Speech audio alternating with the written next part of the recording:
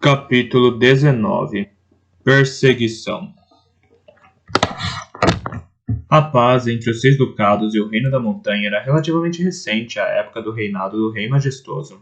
Durante décadas, o Reino da Montanha controlara todo o comércio através dos passos, com um pulso tão firme quanto o que os 6 ducados aplicavam ao comércio nos rios Frio e Cervo.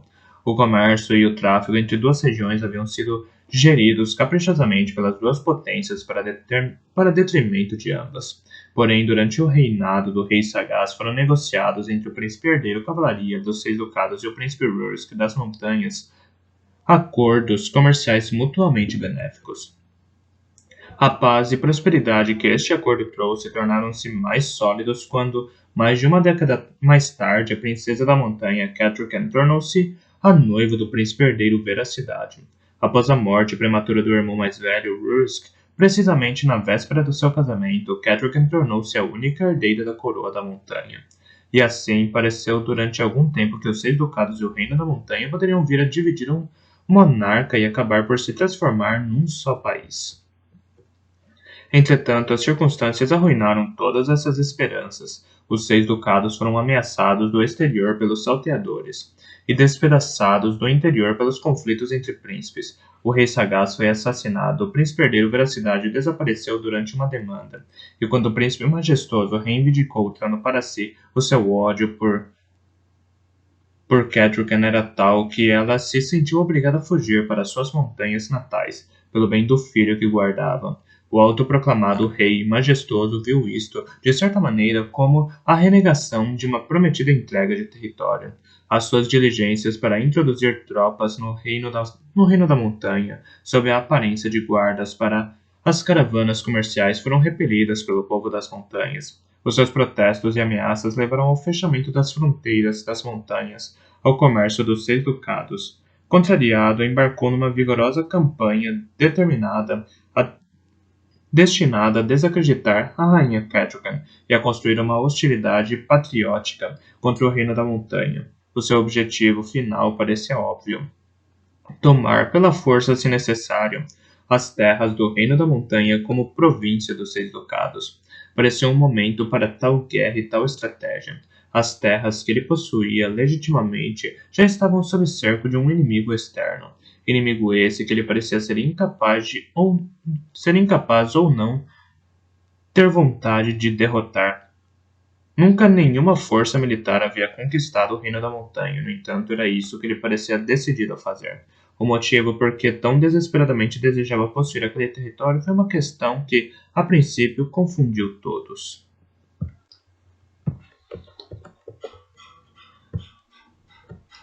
A noite estava límpida e fria. O luar brilhante era suficiente para nos mostrar por onde corria a estrada, mas não para mais do que isso. Durante algum tempo, apenas fiquei sentado na carroça, escutando os ruídos de esmagamento que os cascos dos cavalos faziam na estrada e tentando absorver tudo o que acontecera.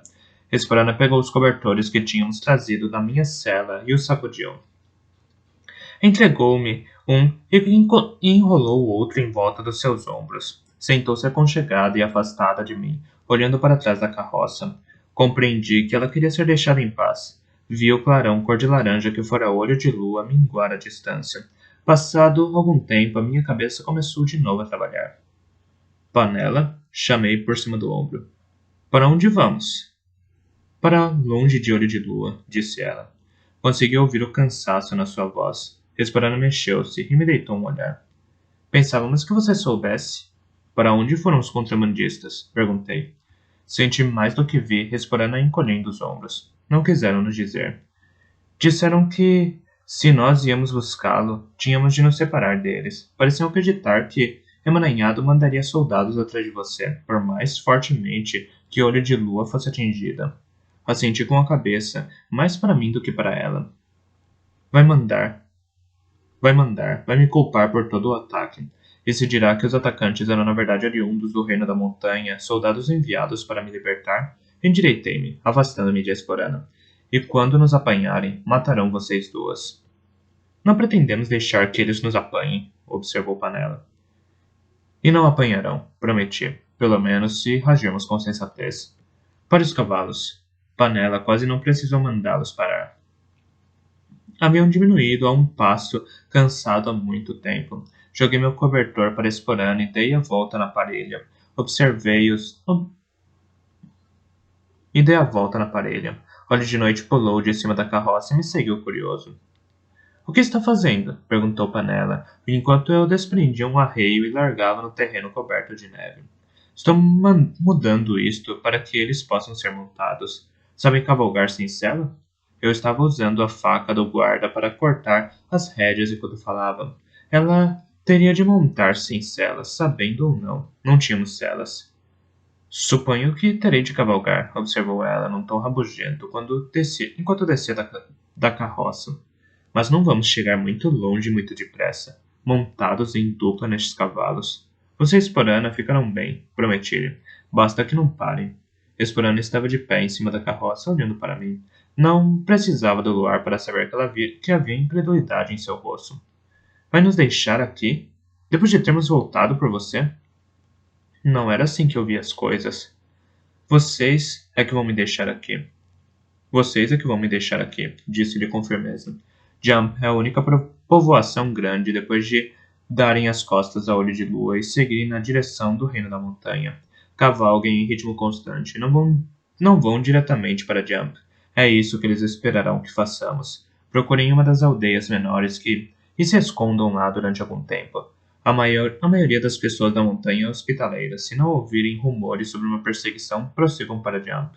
Mas se afastem o máximo possível e o mais depressa possível antes de pararem para pedir abrigo ou comida. O que você vai fazer? Perguntou Esporana, em voz baixa.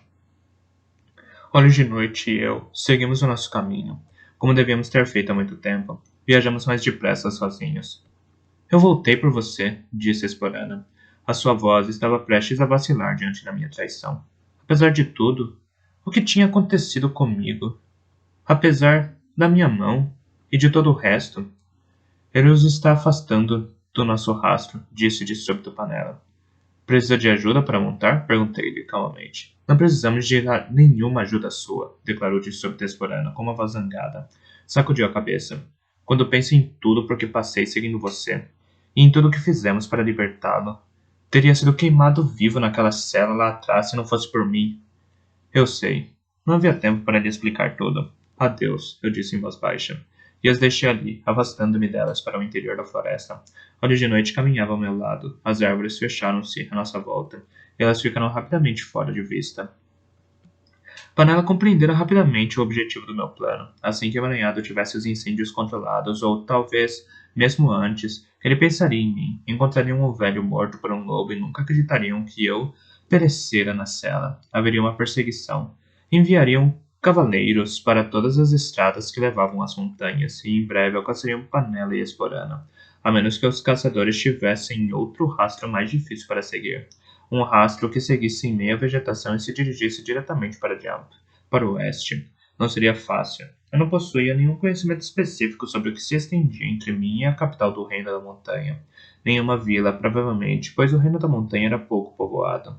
O povo vivia principalmente das armadilhas, da caça e do pastoreio nômade de ovelhas e cabras, e tendia a viver em cabanas isoladas ou minúsculas aldeias rodeadas por amplos terrenos de caça. Eu teria poucas possibilidades de mendigar ou roubar comida ou provisões. O que mais me preocupava era poder acabar à beira de uma cordilheira impossível de escalar ou de ter de cruzar um aval, um dos muitos rios rápidos e frios que desciam velozmente as ravinas e os vales estreitos. É inútil nos preocuparmos até nos encontrarmos bloqueados, observou Olhos de Noite. Se acontecer, não teremos simplesmente de arranjar uma maneira de dar a volta no obstáculo. Se acontecer, então teremos simplesmente de arranjar uma maneira de dar a volta no obstáculo. Pode ser que isso nos atrase, mas nunca chegaremos lá se ficarmos parados, nos preocupando. Assim, passamos a noite caminhando, Olhos de Noite e eu. Quando chegávamos a clareiras, eu estudava as estrelas e tentava viajar o máximo que podia para o oeste. O terreno revelou-se tão problemático quanto eu esperava que fosse. Deliberadamente, escolhi caminhos que fossem mais gentis com um homem e um lobo a pé do que para homens a cavalo. Deixamos o nosso rastro ao longo de encostas cobertas de arbustos e por densos matagais em estreitos desfiladeiros.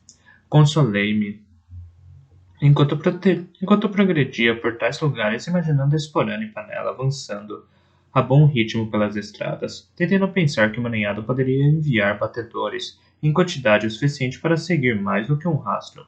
Não. Primeiro eu precisava ganhar uma boa dianteira sobre eles para depois atrair o emaranhado a ponto de enviá-los em volta em força atrás de mim. A única maneira de fazer isso que consegui imaginar foi me apresentar como uma ameaça para Majestoso, uma ameaça com que ele teria de lidar de imediato. Ergui os olhos para o topo de um espinhaço. 10 imensos cedros se juntavam no maciço.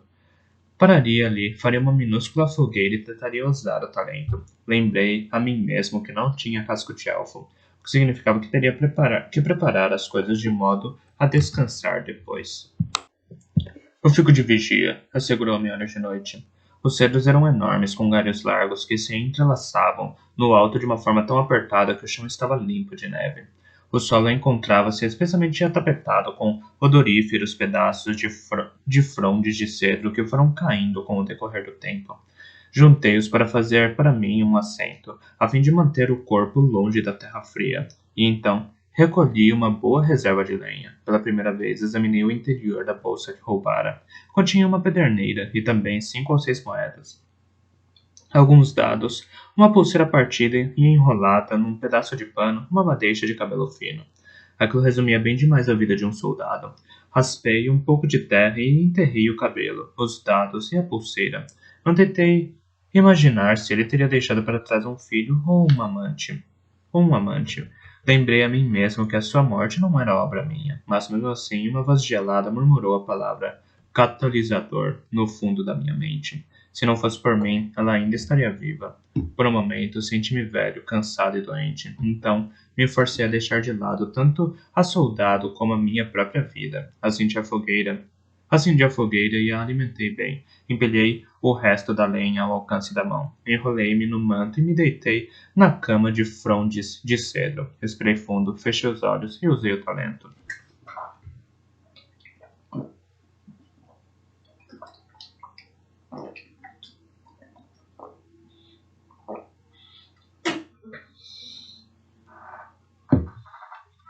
Foi como se tivesse caído num rio rápido. Não estava preparado para ter sucesso com tanta facilidade e quase foi levado para longe. O rio de talento parecia ali, de algum modo, mais profundo, mais largo e mais forte. Não sabia se isso se deveria a um crescimento das minhas capacidades, se a outra coisa qualquer. Descobri-me e me centrei. E fortaleci resolutamente a minha vontade contra as tentações do talento. Recusei-me a pensar que dali poderia conseguir lançar os pensamentos da Temole e a nossa filha. Poderia ver, como se os meus próprios olhos, como ela estava crescendo e como passavam as duas, e também não tentaria alcançar veracidade, por mais que desejasse fazê-lo. A força daquele talento era tanta que não duvidava de que seria capaz de encontrá-lo.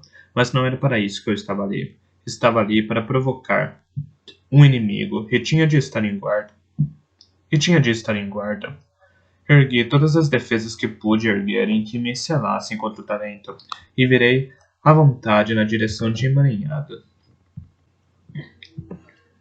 Estendi-me, tentando encontrá-lo com cautela. Estava pronto para erguer as muralhas no instante se fosse atacado. Descobri-o facilmente e fiquei quase sobressaltado ao ver como ele não estava ciente do meu toque. Então a sua dor me trespassou. Afastei-me mais depressa do que uma anêmona assustada numa poça d'água. Senti-me chocado ao abrir os olhos e evitar galhos de cedro carregados de neve. Suor me umedecia o rosto e as costas. O que foi aquilo? Perguntou horas de noite. Você sabe o tanto quanto eu, respondi. Fora a mais pura das dores. Uma dor independente de qualquer ferimento no corpo, uma dor que não era nem pesar nem medo, uma dor total, como se cada parte do corpo, por dentro e por fora, estivessem submersas em fogo. Majestosa vontade a estavam causando. Fiquei tremendo como consequência, não de usar o talento, mas da dor de emaranhado. Era uma monstruosidade maior do que a minha mente conseguia compreender. Tentei organizar tudo o que detectara naquele breve momento. Vontade e talvez alguma sombra do talento de Sedoura, imobilizando emaranhado para aquela punição. Com origem em Sedoura, houve um horror e desagrado mal mascarados por aquela tarefa. Talvez temesse que algum dia pudesse ser virada contra ele mais uma vez. A emoção mais forte de vontade fora a ira por emaranhado ter metido em seu poder e por ter deixado que eu escapasse. No entanto, sob a ira havia uma espécie de fascínio com o que Majestoso estava fazendo emaranhado. Vontade não obtinha daquilo nenhum prazer, ainda não. Mas Majestoso sim. Houve uma época em que eu conhecera Majestoso. Nunca bem, era verdade. Outrora ele fora simplesmente o mais novo dos meus tios. Aquele que não gostava nem um pouco de mim. Manifestara esse desagrado de uma forma infantil com empurrões e beliscões clandestinos, com provocações e fofocas. Eu não gostava disso, não gostara dele, mas tudo fora quase compreensível. Fora o ciúme de um garoto que o filho mais velho e favorito havia criado, ainda que um outro rival para o tempo e a atenção do rei sagaz. Antigamente ele fora apenas um jovem príncipe mimado, invejoso por os irmãos mais velhos estarem à sua frente na linha de sucessão. Fora mimado, malcriado e egoísta, mas fora humano, e o que eu sentira vindo dele há pouco estava tão além do que eu podia compreender, em termos de crueldade, que era quase impossível de apreender. Os forjados haviam perdido a sua humanidade, mas no seu vazio encontrava-se a sombra do que haviam sido. Se Majestoso tivesse aberto o peito e tivesse me mostrado um ninho de víboras, eu não poderia ter ficado mais chocado. Majestoso deixara a humanidade de lado para se entregar a algo mais sombrio, e era aquele o homem que os reis ducados chamavam agora de rei. Era aquele homem que iria enviar tropas atrás de Esporana e de Panela. Vou voltar. Avisei-a de noite e não lhe dei tempo para fazer objeções. Fechei os olhos e me atirei ao rio de talento. Escancarei-me a ele, atraindo a mim a sua força fria, sem pensar que se ela fosse demasiada me devoraria. No instante que vontade tomou consciência de mim, falei-lhes. Você morrerá pelas minhas mãos, Majestoso. Tão certo como veracidade voltará a reinar como rei. Então atirei contra eles esse poder que reunira. Foi quase tão instintivo quanto um punho cerrado. Não planejei, mas de súbito compreendi que fora aquilo que veracidade lhes fizera em Valdefeira. Não havia mensagem, nada além de uma furiosa libertação de energia contra eles. Escancarei-me a eles e me mostrei. Então, quando eles se viraram para mim, obriguei-me a golpeá-los com cada porção de talento que reunira. Assim como veracidade, não contive nenhuma das minhas forças. Creio que se fosse apenas eu poderia ter conseguido lhe cauterizar o talento. Contudo, em vez disso, eles partilharam o choque. Nunca saberei que efeito ele teve em emaranhado. É possível que tenha se sentido grato pela minha violência, pois ela estilhaçou a concentração de vontade e o libertou da sofisticada tortura de Majestoso. Sentiu o guincho de terror de Sedora quando ele interrompeu a sua ligação de talento. Creio que vontade poderia ter resistido e talvez tivesse me desafiado se Majestoso não lhe ordenasse debilmente. Corte a ligação. Tolo! Não me coloque em risco com a sua vingança. Num piscar de olhos, eles desapareceram. O dia já avançava quando voltei a mim. Hora de noite estava deitado quase em cima de mim, e havia sangue no seu pelo. Empurrei-o debilmente, e ele se moveu de imediato. Levantou-se e cheirou meu rosto. Senti nele o cheiro de meu próprio sangue. Era repugnante. Sentei-me de repente, e o mundo rodopiou à minha volta. Tomei lentamente consciência do clamor dos seus pensamentos. Está bem? Você estava tremendo e depois começou a sangrar pelo nariz. Você não estava aqui. Não conseguia ouvi-lo de modo algum. Estou bem, acalmei-o, em voz rouca. Obrigado por me manter quente. A fogueira se reduzira a algumas brasas. Estendi cautelosamente a mão para a lenha e acrescentei à fogueira alguns gravetos. As minhas mãos pareciam estar a uma grande distância de mim. Quando eu consegui avivar o fogo, sentei-me e me aqueci. Depois me levantei e dei alguns passos cambaleantes até onde começava a neve. Esfreguei um punhado no rosto para limpá-lo do sabor e cheiro do sangue. Botei um pouco de neve limpa na boca, pois sentia a língua inchada e coagulada. Precisa descansar? Precisa de comida? Perguntou Melly de noite com ansiedade. Sim, mas acima de tudo precisávamos fugir. E eu não tinha dúvida de que o que fizera os levaria a me perseguir. Fizera o que quisera e fora real, além de todas as minhas expectativas. Dera-lhes um motivo para me temer. Agora nunca descansariam até me destruírem. Também lhes mostrara claramente onde eu me encontrava. Eles teriam uma noção do local para onde deveriam me enviar os seus homens. Não podia estar ali quando eles chegassem. Voltei para junto da fogueira e chutei terra sobre ela. Pisei-me para me assegurar de que estava apagada. Então fugimos. Viajamos tão depressa quanto eu podia. Não havia qualquer dúvida de que eu atrasava-lhe de noite. Ele me olhava com piedade enquanto eu subia laboriosamente uma encosta, enterrado até o quadril na neve, enquanto a ele bastava abrir os dedos das patas para conseguir ultrapassar com rapidez. Não era raro que, quando eu suplicava por um descanso e parava para me encostar a uma árvore, ele explorasse o terreno adiante em busca do melhor caminho. Quando tanto a luz como as minhas forças estavam próximas da exaustão, e eu parava para acender uma fogueira para a noite, ele desaparecia e regressava com carne para ambos. Eram provavelmente lebres brancas das neves, mas uma vez foi um castor gordo que se aventurava longe demais da sua lagoa coberta de gelo. Fingia a mim mesmo que cozinhava a carne que comia, mas era uma passada muito breve sobre uma fogueira. Estava cansado e esfomeado demais. Estava cansado e esfomeado demais para mais do que isso. A dieta de carne não me acrescentava gordura ao corpo, mas me ajudava a me manter vivo e em movimento. Pouco era o verdadeiro sono que eu conseguia, pois tinha de alimentar constantemente a fogueira para evitar congelar e me levantar várias vezes por noite para beber, para bater com os pés no chão, a fim de lhes devolver a sensibilidade. Resistência. Era disso que se tratava. Não a rapidez, nem uma grande força, mas um miserável aumento da minha capacidade de me obrigar a continuar em movimento todos os dias.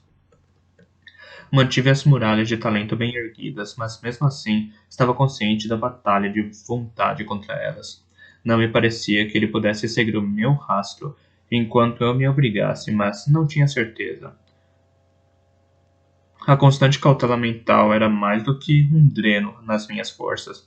Havia noites em que eu ansiava por simplesmente deixar cair todas as minhas defesas e deixá-lo entrar, para que acabasse comigo de uma vez por todas. Porém, nessas horas me bastava recordar o que o majestoso era agora capaz de fazer. Isso sem falta me trespassava como um dardo de terror, e me inspirava a me esforçar ainda mais para aumentar a distância entre nós. Quando eu me levantei na quarta madrugada da nossa viagem, soube que estávamos bem dentro do reino da montanha. Não vira sinais de perseguição desde que havíamos abandonado o olho de lua. Certamente que tão para o interior da terra de Catrican estaríamos a salvo. A que distância fica essa jump? E o que faremos quando chegarmos lá? Não sei a que distância fica, e não sei o que faremos. Pela primeira vez refleti sobre isso. Forcei-me a pensar em tudo aquilo em que não me permitira considerar até então. Eu nada sabia realmente sobre o que acontecera a Catherine desde o momento em que a afastara do rei para fugir noite adentro. Ela não tivera notícias minhas nem sobre mim. A essa altura, Catherine já teria dado à luz ao filho.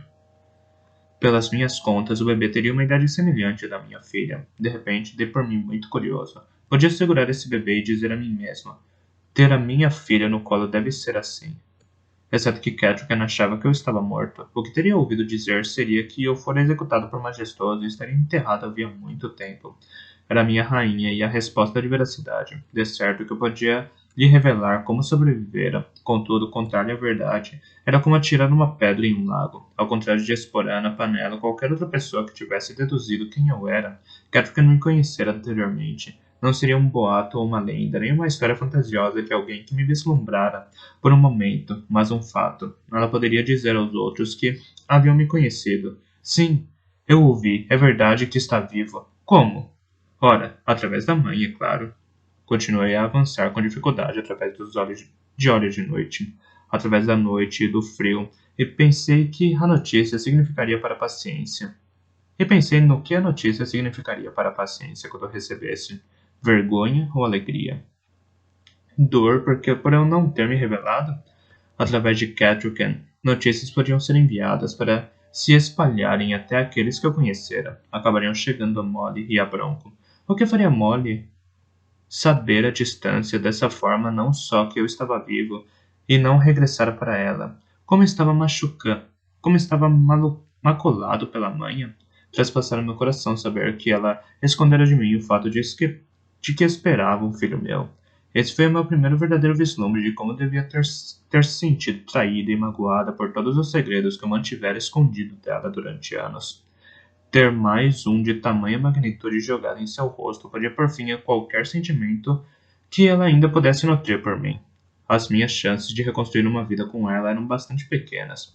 Eu não podia suportar que se reduzissem ainda mais. E todos os outros, o pessoal dos estábulos que eu conhecera, os homens ao lado de que de quem remara e lutara, os soldados comuns de Torre do Servo também descobririam, independentemente de como me sentisse a respeito da manha, eu já vira a repugnância nos olhos de um amigo. Vira como isso mudara até a atitude de Esporana comigo. O que as pessoas pensariam de Bronco por ele ter tido e tolerado um manhoso nos estábulos? Ele também seria descoberto? Rangeu os dentes. Teria de permanecer morto. Talvez fosse melhor evitar Jump por completo e prosseguir viagem para ir até Veracidade. Exceto que sem provisões eu tinha tanta chance de conseguir isso com olhos de noite. Eu tinha tanta chance de conseguir isso como olhos de noite teria de se passar por um cão de colo. E havia outra pequena questão, o mapa. Quando Veracidade partira de Torre do Servo, partira apoiado na força de um mapa. Era um mapa antigo que Catherine desencavara das bibliotecas de Torre do Servo. Estava desbotado e era antigo, feito nos tempos do Rei Sabedoria, que visitara pela primeira vez os antigos e os trouxera para auxiliar os seis ducados. Os detalhes do mapa haviam desvanecido, mas tanto Catrican como Veracidade tinham estado convencidos de que um dos caminhos nele marcados levava ao local onde o Rei Sabedoria se encontrara pela primeira vez com esses esquivos seres. Veracidade abandonara a Torre do Servo determinado a seguir o mapa até regiões situadas para além do Reino da Montanha. Levara consigo a cópia nova do mapa que fizera. Eu não fazia ideia do que ia acontecer ao mapa mais velho. Era provável que tivesse sido levado para Valdefeira quando o Majestoso saqueara as bibliotecas de Torre do Servo, mas o estilo do mapa e as características incomuns da bordadura há muito me fizeram suspeitar de que era uma cópia do outro mapa ainda mais antigo. A bordadura era em estilo da montanha. Se fosse possível encontrar o original em algum lugar, seria nas bibliotecas de Jump. Eu tivera algum acesso a elas durante os meses da minha convalescência nas montanhas. Sabia que a sua biblioteca era simultaneamente extensa e bem cuidada. Mesmo se não encontrasse o original desse mapa em particular, poderia talvez encontrar outros que cobrissem a mesma área. Durante o tempo que passara nas montanhas, eu também ficara impressionado pelo povo confiante que eles eram. Vira poucas trancas, e nenhum dos guardas que tínhamos em Torre do Servo não seria necessário qualquer truque para entrar na residência real. Mesmo se tivessem estabelecido a prática de pôr guardas, as paredes eram feitas apenas de pano de casca de árvore, estocado com argila e pintado. Senti-me confiante de que seria capaz de entrar lá de uma forma ou de outra. Depois de me encontrar no interior, não demoraria muito para pilhar a biblioteca e roubar aquilo de que necessitasse. Podia me reabastecer ao mesmo tempo. Tive a elegância de me sentir envergonhado por aquele pensamento. Também soube que a vergonha não evitaria que o colocasse em prática. Mais uma vez, eu não tinha escolha. Subi com dificuldade mais uma encosta através da neve e me pareceu que o meu coração batia essa frase repetidas vezes. Sem escolha, sem escolha, sem escolha. Nunca tinha escolha a respeito de nada. O destino me transformara num assassino, num mentiroso e num ladrão. E quanto mais tentava evitar esses papéis, mais firmemente era empurrado para eles. Olhos de Noite me seguia de perto e afligia-se com o meu humor sombrio. Estávamos tão distraídos que chegamos ao topo da colina e ambos paramos totalmente delineados contra o céu, plenamente à vista do grupo de cavaleiros na estrada abaixo de nós.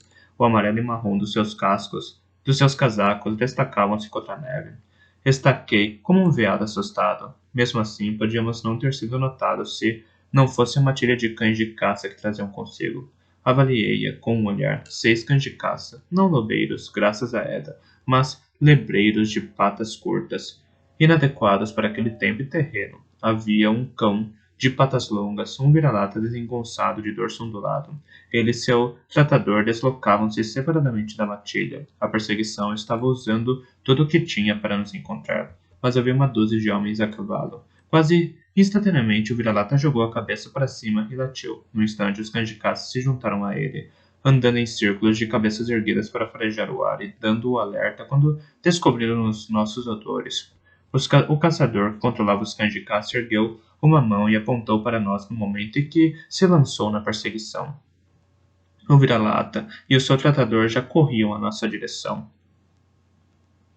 Eu nem sabia que havia uma estrada aqui, arquejei, horas de noite, como um pedido de desculpa, enquanto fugíamos pela encosta abaixo. Tínhamos uma vantagem muito curta. Descemos ao longo do nosso próprio rastro, enquanto os cães e os cavaleiros que nos perseguiam tinham de subir um monte de neve intacta. Tive a esperança de que quando eles chegassem ao topo, que havíamos acabado de abandonar, nós já estivéssemos fora de vista na ravina coberta de mato abaixo. Olhei de noite estava indo mais devagar, relutante em me deixar para trás. Os cães ladravam e ouvi as vozes de homens erguidas em excitação quando se lançaram à perseguição.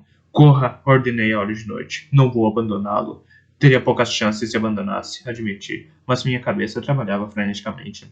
Vá até o fundo da ravina. Crie tantos rastros falsos quanto puder. Dê a volta, siga o rio abaixo ao longo da ravina. Quando eu chegar lá, fugimos colina acima. Isso pode atrasá-los durante algum tempo. Truques de raposa, bufou ele. Então passou correndo por mim num borrão cinzento e desapareceu no denso mato da ravina. Tentei avançar mais depressa pela neve. Logo antes de atingir a borda da ravina, coberta de mato, olhei para trás. Cães e cavaleiros estavam nesse exato momento ultrapassando o cume.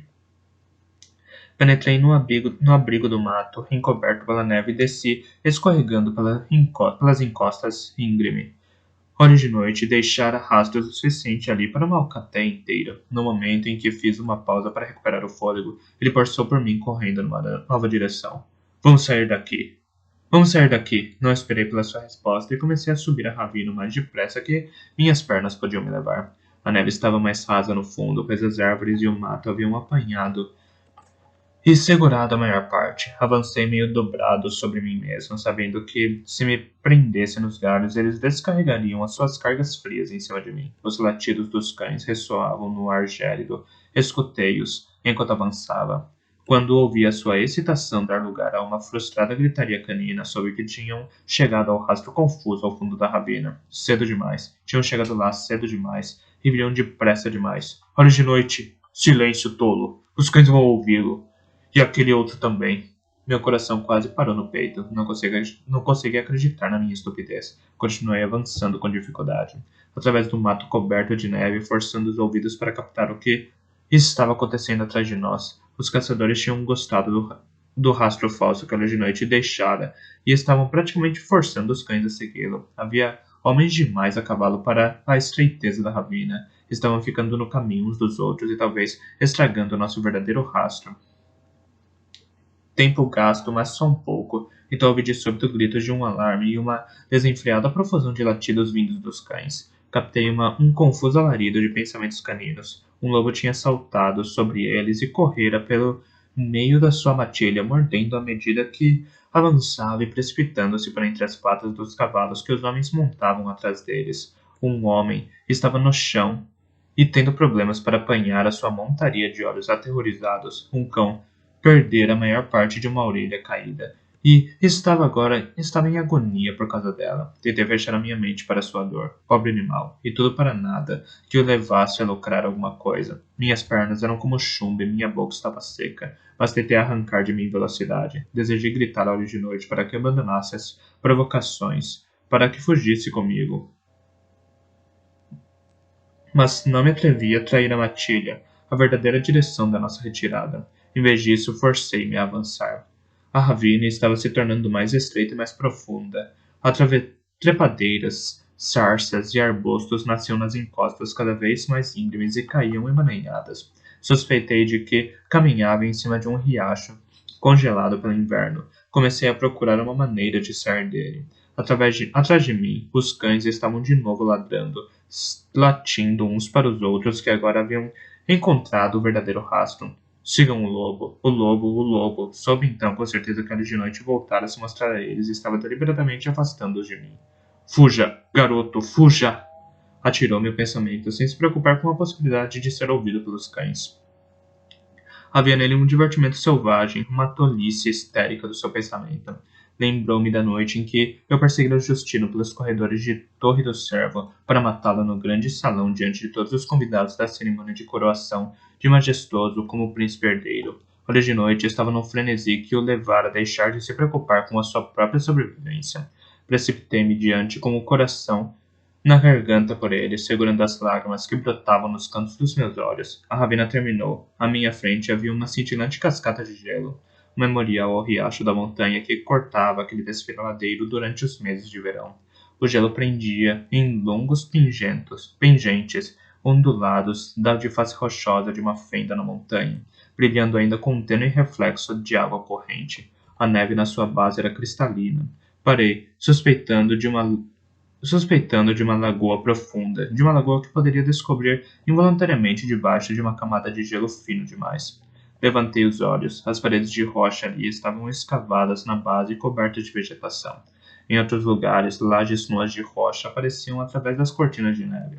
Pequenas árvores jovens e arbustos de ar frágil cresciam aqui e ali, inclinando-se para capturar a luz do sol que vinha de cima. Nenhum desses locais parecia promissor para uma escalada.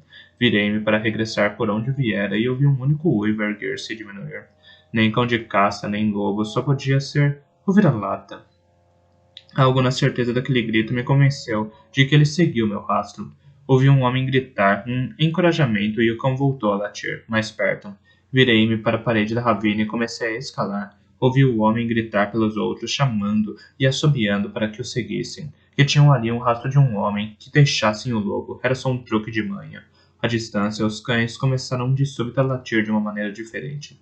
Nesse momento, soube que o majestoso encontrara, por fim, o que procurara. Um manhoso para me caçar. Sangue antigo fora comprado. Saltei e me agarrei a uma pequena árvore que se projetava da parede da ravina. Içei-me, consegui apoiar nela os pés. Balancei-me e estendi a mão para outra acima de mim. Quando eu coloquei nela o meu peso, as suas raízes se soltaram do solo rochoso. Caí, mas consegui me agarrar de novo à primeira árvore. Outra vez para cima, disse a mim mesmo com feracidade. Fiquei de pé sobre a árvore e ouvi, rachando sob o meu peso. Ergui as mãos para me agarrar aos punhados de arbustos frágeis que pendiam da margem escavada. Tentei subir rapidamente, não deixar que o meu peso pendesse de qualquer das pequenas árvores ou arbustos durante mais do que alguns momentos. Punhados de galhos se quebraram nas minhas mãos. Tufos de capim velho soltaram-se e dei por mim esgravatando ao longo da borda da ravina, sem conseguir subir. Ouvi um grito abaixo de mim e, contra minha vontade, olhei para trás e para baixo. Um homem e um cão encontravam-se na clareira, lá embaixo. Enquanto o vira-lata latia para mim, o homem estava encaixando uma flecha no arco que trazia. Eu estava pendurado, impotente acima deles, um alvo tão fácil como qualquer homem poderia desejar. Por favor, ouvi-me arquejar, e depois ouvi o minúsculo ruído inconfundível de uma corda de arco sendo largada. Senti a flecha me atingir, um punho nas costas, um dos velhos truques de majestoso na minha infância. E depois uma dor mais profunda e mais quente dentro de mim. Uma das minhas mãos largara o que agarrara. Não lhe ordenara que o fizesse, ela simplesmente se soltara. Balancei, preso pela mão direita. Consegui ouvir tão claramente o latido do cão quando ele farejou meu sangue. Consegui ouvir o sussurro da vestimenta do homem quando ele tirou outra flecha da aljava. A dor voltou a me causar uma pontada profunda no punho direito. Gritei quando os dedos se soltaram. Num reflexo de terror, minhas pernas esgravataram freneticamente contra a vegetação rasteira que pendia sob a margem escavada e cedia. E de alguma forma eu estava subindo com o rosto raspando em uma crosta de neve. Encontrei o braço esquerdo e fiz com ele vagos movimentos natatórios. Erga as pernas, ordenou-me olhos de noite. Não emitiu som algum, pois os seus dentes estavam firmemente presos na manga e na carne do meu braço direito, enquanto me arrastava para cima. A chance de sobreviver me revitalizou. Espernei violentamente, depois senti solo firme sob a barriga. Avancei, me arrastando, tentando ignorar a dor que se concentrava nas minhas costas, mas que se espalhava a partir dali em ondas rubras. Se não tivesse visto o homem disparar uma flecha, teria acreditado que um poste tão grosso quanto o eixo de uma carroça havia se cravado nas minhas costas. Levante-se! Levante-se! Temos de fugir! Não me lembro de como fiquei em pé. Ouvi cães esgravatando o penhasco atrás de mim. Olhos de Noite afastou-se da borda e os foi enfrentando à medida que eles subiam. As suas maxilas lhe rasgaram a carne e ele tirou os seus corpos penhasco abaixo sobre o resto da matilha. Quando o vira-lata de dorso ondulado caiu, houve uma súbita diminuição nos latidos que vinham de baixo. Nós dois tomamos conhecimento dessa agonia e ouvimos os gritos do homem lá embaixo enquanto seu animal de vínculo sangrava até a morte sobre a neve. O outro caçador estava chamando os cães, dizendo furioso aos outros que não serviam de nada mandá-los para cima para serem massacrados. Podia ouvir os homens berrando e praguejando enquanto faziam os cavalos cansados darem meia volta e descerem a ravina para tentar encontrar um local onde pudessem subir e vir atrás de nós a fim de tentarem retomar o nosso rastro. Corra! Disse-me Olho de Noite. Não queremos falar do que acabáramos de fazer. Havia uma sensação de terrível calor correndo pelas minhas costas abaixo, que também era um frio em expansão. Levei uma mão ao peito, quase esperando descobrir a ponta e a haste da flecha, saindo dali. Mas não. A flecha estava profundamente cravada. Cambaleei atrás de Olhos de Noite, com a consciência inundada por sensações demais por muitos tipos de dor. A camisa e o manto repuxavam a haste na flecha enquanto eu me movia. O minúsculo agitar da madeira que era ecoado pela ponta da flecha bem dentro de mim. Perguntei-me quantos danos adicionais ela estaria causando. Pensei nas vezes em que escortejara veados mortos por flechas, na carne semelhante à morcela cheia de sangue que se encontrava em volta de tal ferida. Perguntei-me se teria sido atingido no pulmão. Um veado atingido no pulmão não ia longe. Era o gosto de sangue que eu sentia no fundo da garganta? Não pense nisso, ordenou-me Olhos de Noite com violência. Está enfraquecendo nós dois. Apenas ande e continue andando. Então ele sabia tão bem quanto eu que não podia correr. Caminhei e ele caminhou ao meu lado durante algum tempo. Então dei por mim caminhando cegamente em frente na escuridão, sem sequer me preocupar com a direção em que seguia, e ele não estava lá. Tateei à procura dele, mas não consegui encontrá-lo. Em algum lugar ao longe voltei a ouvir os latidos de cães. Continuei caminhando, cambaleei de encontro às árvores. Galhos arranharam o meu rosto, mas não havia problema porque meu rosto estava dormente. A camisa nas minhas costas era uma película escorregadia de sangue congelado que se movia asperamente contra a pele. Tentei me aconchegar melhor ao manto, mas a dor súbita quase me fez cair de joelhos. Tolo! Esquecera que o manto se arrastaria pela haste da flecha. Tolo! Continue andando, rapaz, continue andando. Esparrei em outra árvore. Ela soltou uma cascata de neve em cima de mim. Afastei-me, cavaleando, e continuei caminhando. Durante muito tempo, de repente, eu estava sentado na neve, ficando cada vez mais gelado. Tinha de me levantar, tinha de me manter em movimento. Voltei a caminhar. Por muito tempo, ao que parece, ao abrigo de um grupo de grandes sempre-vivas onde a neve era menos profunda, caí de joelhos. Por favor, disse. Não tinha força suficiente para chorar por misericórdia. Por favor. Não consegui imaginar a quem estaria suplicando. Vi uma abertura entre duas grossas raízes, agulhas de pinheiro. Estavam espalhadas ali sobre o chão numa camada espessa. Aninhei-me no pequeno espaço. Não podia me deitar por causa da flecha que saía das minhas costas, mas conseguia apoiar a testa na árvore amigável e cruzar os braços no peito. Tornei-me pequeno, dobrando as pernas debaixo de mim e me afundando no espaço entre as raízes. Teria sentido frio se não estivesse cansado demais. Afundei-me no sono. Quando acordasse, faria uma fogueira e me aqueceria. Conseguia imaginar como ficaria quente. Conseguia quase senti-lo. Irmão! Estou aqui, disse-lhe calmamente. Bem aqui. Sondei para o exterior a fim de tranquilizá-lo com um toque. Ele estava vindo. O tufo de pelo em volta da garganta estava espetado de saliva congelada, mas nenhum dente o atravessara. Tinha um corte de um lado do focinho, mas não era sério. Fizera-os andar em círculos e depois atormentar os seus cavalos pela retaguarda antes de deixar que mergulhassem na escuridão através de uma campina de capim alto coberta de neve. Só 2 dos cães foram deixados vivos, e um dos cavalos cocheava tanto que o cavaleiro montara em outro com um companheiro. Agora vinha à minha procura, ondulando com facilidade pelas encostas cobertas de neve. Estava cansado, sim, mas a energia do triunfo jorrava através dele. A noite estava fresca e limpa à sua volta. Detectou o odor, e então a minúscula centelha no olho da lebre que se agachava por baixo de um arbusto, na esperança de que ele passasse. Não passou. Um único salto súbito para o lado e a lebre estava entre a sua mandíbula. Agarrou pela cabeça ossuda e lhe quebrou a espinha, com uma sacudida. Prosseguiu a trote com a carne transformada num peso bem-vindo na boca. Comeríamos bem. A floresta noturna era prateada e negra à nossa volta. Pare. Pare, irmão. Não faça isto. Não, fazer o quê? Eu o amo, mas não desejo ser você.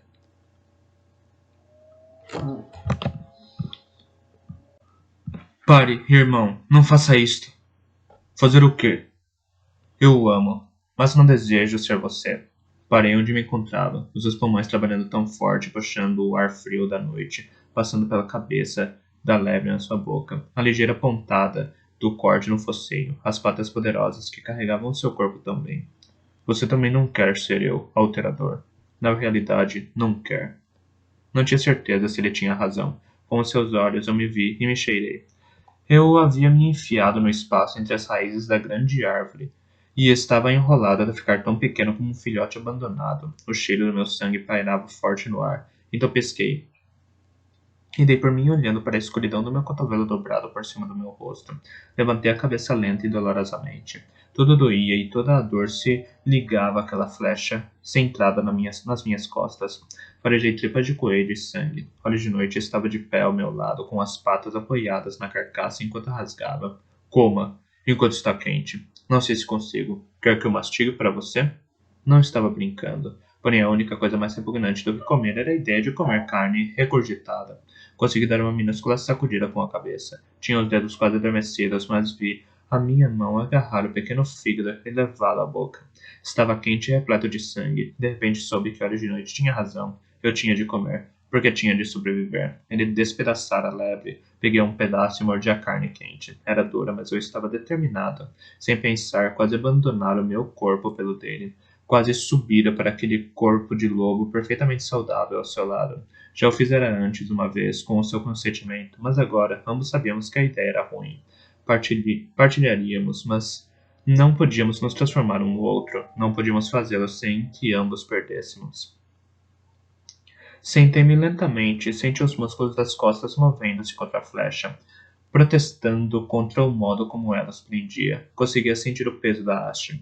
Quando a imaginei se projetando para fora de mim, quase perdi a comida que comera.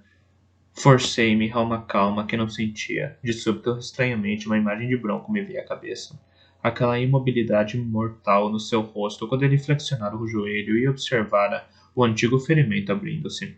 Lentamente levei a mão às costas. Passei os dedos pela espinha, acima. Isso fez os músculos puxarem contra a seta. Por fim, os dedos tocaram na madeira grudenta na haste da flecha. Até esse toque ligeiro era um novo tipo de dor. Desajeitadamente, fechei os dedos em volta da haste, fechei os olhos e tentei puxá-la. Mesmo se não houvesse dor, teria sido difícil, mas a agonia fez o mundo à minha volta girar, e quando ele se estabilizou, dei por mim apoiado nas mãos e nos joelhos, com a cabeça pendente. Quer que eu tente? Sacudi a cabeça, permanecendo na mesma posição. Ainda estava com medo de desmaiar. Tentei pensar. Se ele arrancasse a flecha, eu sabia que desmaiaria. Se a hemorragia fosse forte, eu não teria como estancá-la. Não, era melhor deixar a flecha lá. Eu uni toda a minha coragem. Consegue quebrá-la? Ele se aproximou de mim. Senti a cabeça encostar às minhas costas. Virou-a. Manobrou as maxilas de modo que seus dentes de trás se fechassem contra a haste. Então fechou as maxilas. Ouviu-se um estalido como de um jardineiro podando uma árvore jovem e um estremecimento de dor renovada. Uma onda de vertigem tomou conta de mim. Contudo, sem saber como, levei a mão às costas e soltei do toco da flecha o manto ensopado de sangue. Aconcheguei-me melhor a ele. Tremendo, fechei os olhos. Não. Primeiro faça fogueira. Voltei a descolar as pálpebras. Era tudo difícil demais. Juntei todos os gravetos e galhos que conseguia alcançar de onde estava. Olhos de Noite tentou ajudar, indo buscar galhos para mim, mas mesmo assim passou-se uma eternidade até eu ter uma minúscula chama dançando. Lentamente foi acrescentando gravetos. Quando eu consegui avivar a fogueira, percebi que o dia estava raiando. Era hora de voltar a seguir caminho. Ficamos apenas tempo suficiente para acabarmos de comer o coelho e para permitir que eu aquecesse bem as mãos e os pés. Então partimos de novo, com Olhos de Noite me fazendo avançar sem misericórdia.